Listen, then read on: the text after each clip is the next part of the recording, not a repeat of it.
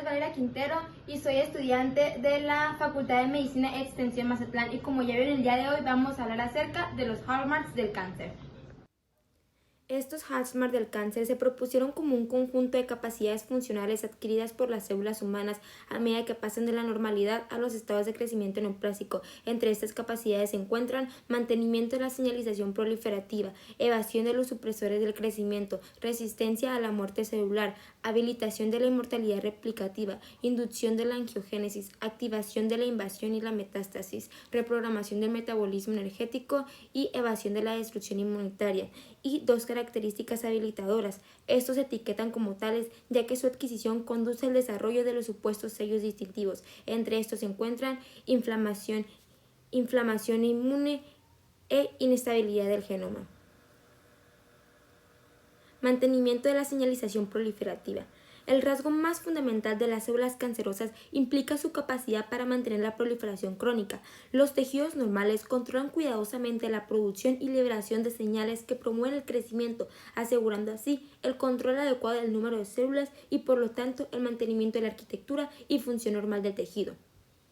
Las células cancerosas pueden adquirir la capacidad de mantener la señalización proliferativa de varias maneras alternativas, ya sea pueden producir ligandos de factores de crecimiento por sí mismos, a los que luego pueden responder a través de la coexpresión de receptores afines, lo que da como resultado una estimulación proliferativa autócrina. Alternativamente, las células cancerosas pueden enviar señales para estimular las células normales dentro del estroma asociado al tumor de apoyo. Estas a su vez van a corresponder suministrando a las células cancerosas varios factores de crecimiento. Evasión de los supresores del crecimiento. Las células cancerosas eluden poderosos programas de señalización que normalmente operan para suprimir la proliferación celular. Muchos de estos programas dependen de las acciones de los llamados genes supresores de tumores. Entre ellos están el RB, que está asociado a retinoblastoma, y TP53. Estos genes toman información de la célula para asegurarse de que esté lista para dividirse y, si no, detendrán la división, por ejemplo, cuando el ADN está dañado. En el cáncer, estas proteínas supresoras de tumores se alternan, de modo que no previenen de manera efectiva la división celular, incluso cuando la célula presenta anomalías graves. Otra forma en que las células evitan la división excesiva es que las células normales también dejarán de dividirse cuando las células llenen el espacio en el que se encuentren y toquen otras células, conocido como inhibición de contacto. Las células cancerosas tienen inhabilitado esta capacidad, por lo que seguirán creciendo y dividiéndose independientemente de su entorno. Resistencia a la muerte celular, o también conocido como apoptosis. Este es el mecanismo por el cual las células normales están programadas para morir en caso de que se dañen, un programa inactivado por estas células cancerosas. Los reguladores de la respuesta apoptótica se dividen en dos circuitos principales. Uno que recibe y procesa señales extracelulares que indicen la muerte, el programa apoptótico extrínseco, que involucra ligandos, y el intrínseco, una variedad de señales de origen intracelular.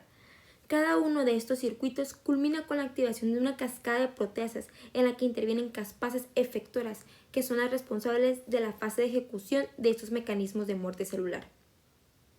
Las células tumorales desarrollan una variedad de estrategias para limitar o eludir la apoptosis. La más común es la pérdida de la función supresora de tumores TP53, que elimina este sensor de daño crítico del circuito que induce la apoptosis. Habilitación de la inmortalidad replicativa. Para que entiendan mejor esta característica distintiva, las células del cuerpo normalmente mueren después de un cierto número de divisiones, a diferencia de las células cancerosas, las cuales escapan a este límite y aparentemente son capaces de crecer y vivirse indefinidamente, de aquí el concepto de inmortalidad. Esta limitación se ha asociado con dos barreras distintivas a la proliferación: la senescencia replicativa, una entrada típicamente irreversible a un estado no proliferativo pero viable, y la crisis, que implica la muerte celular. Cabe recalcar que la longitud del ADN telomérico de una célula dicta cuántas generaciones sucesivas de células puede atravesar su progenie. Este ADN se acorta con cada división celular hasta que se vuelve tan corto que activa la senescencia, por lo que la célula deja de dividirse, pero en las células cancerosas se elude esta barrera manipulando la telomerasa para aumentar la longitud de los telómeros, por lo tanto puede dividirse indefinidamente. De igual manera, la pérdida del sensor de daño del ADN TP53 permite a las células evitar la apoptosis, que de otra manera se desencadenaría por el daño del ADN resultante de los telómeros disfuncionales. Inducción de la angiogénesis. La angiogénesis, como conocemos, es el proceso por el cual se forman nuevos vasos a partir de los existentes. Ese es un rasgo muy común en las células cancerosas, ya que tienen la capacidad de iniciar este proceso asegurando que dichas células reciban un suministro continuo de oxígeno y otros nutrientes. Los prototipos bien conocidos de inductores de la angiogénesis son el factor de crecimiento endotelial vascular A y la trombospondina 1 como inhibidor de este proceso.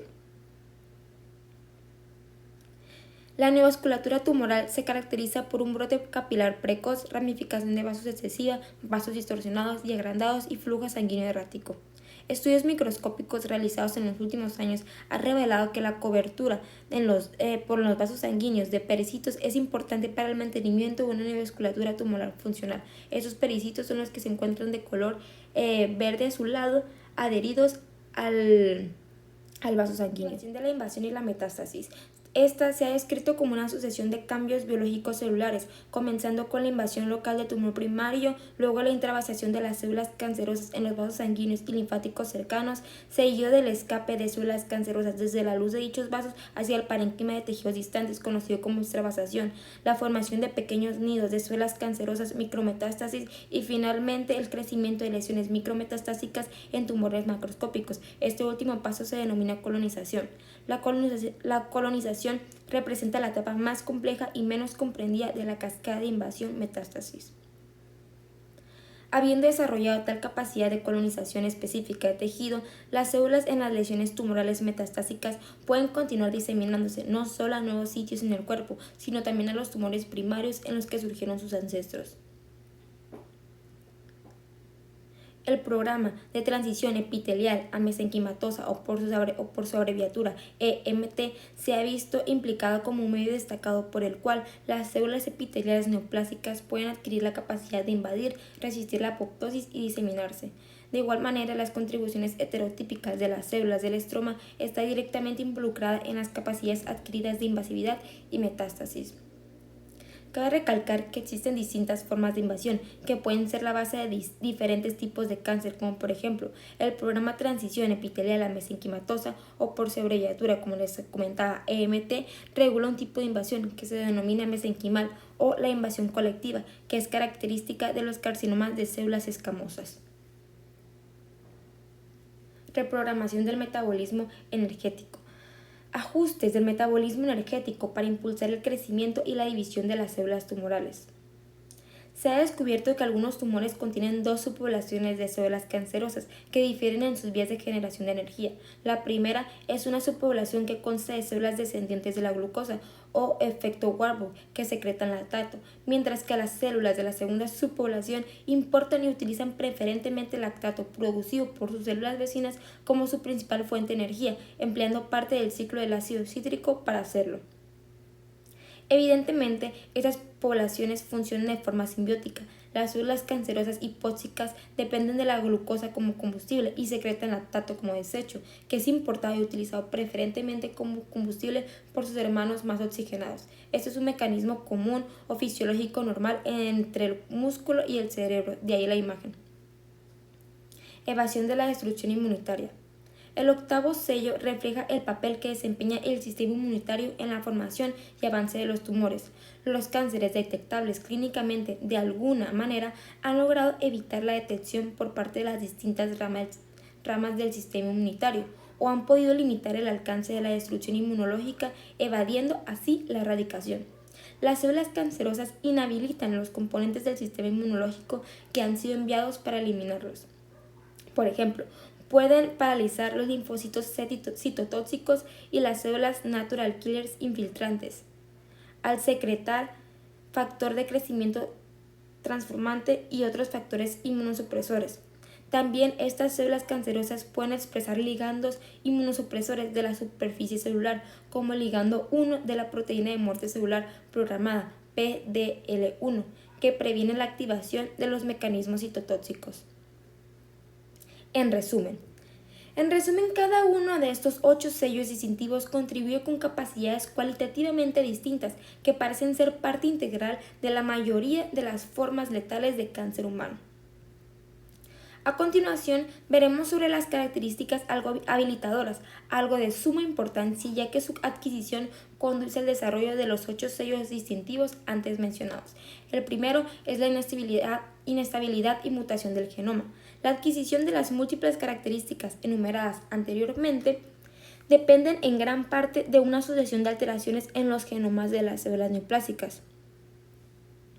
De igual manera, las células premalignas también pueden desencadenarse por cambios no mutacionales hereditarios de células, es decir, epigenéticos, que afectan la regulación de la expresión génica.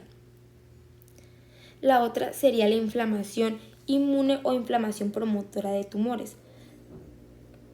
Las respuestas inflamatorias asociadas a tumores pueden tener el efecto inesperado de facilitar múltiples pasos de progresión tumoral, lo que ayuda a las neoplasias incipientes a adquirir capacidades distintivas, mediante el suministro de moléculas de señalización al micromedio tumoral, incluidos los factores de crecimiento que sustentan la señalización proliferativa, factores de supervivencia que limitan la muerte celular, factores proangiogénicos, señales inductivas que conducen a la activación de transición epitelio-mesenquimatoso y otros programas que promueven el sello distintivo. Hola, el video ha llegado a su final. Espero que haya sido de su agrado este video y hayan comprendido las características distintivas que va adquiriendo la célula cancerosa durante el desarrollo y progresión del cáncer. Bueno, nos vemos hasta la próxima. Adiós.